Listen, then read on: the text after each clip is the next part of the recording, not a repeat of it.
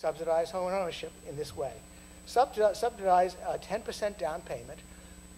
Most of the down payments on non-traditional mortgages were 5% or less.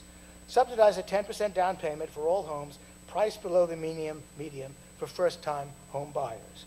In other words, priced below the median, so they're poor and they're first-time home buyers. Here's an example: a dollar for dollar match on the amount. Now, if the price of the home is $180,000, which is a little bit below the median, then there's a down payment of 10%. That's $18,000 required. The individual puts up $9,000. The federal government puts up $9,000.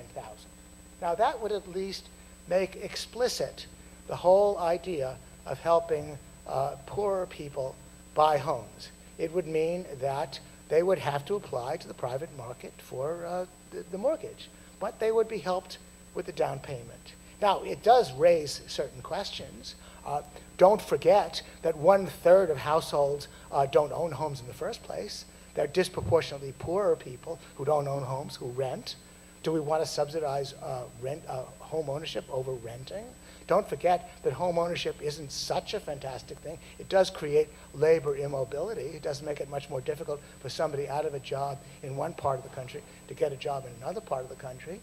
Do we really have to force everyone to subsidize home ownership? But at least we put it directly on the table. At least we don't get the federal government specifically involved in the credit markets, and we allow them to operate on their own. Now, all that means is that we would take steps toward replacing crapitalism with capitalism. Now, I want to conclude by mentioning a few good sources on this subject. One of them is by Thomas Sowell, The Housing Boom and Bust. Another has a forbidding title, but I recommended it in my column this week. It's by Peter J. Wallison, A Dissent from the Majority Report. He cites numbers by Ed Pinto and gets very, very specific about what happened.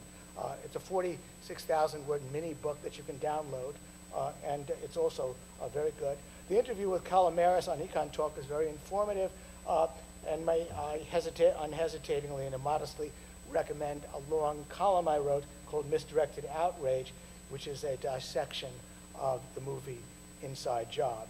And of course, to remind you that I'm also selling a book. Thank you.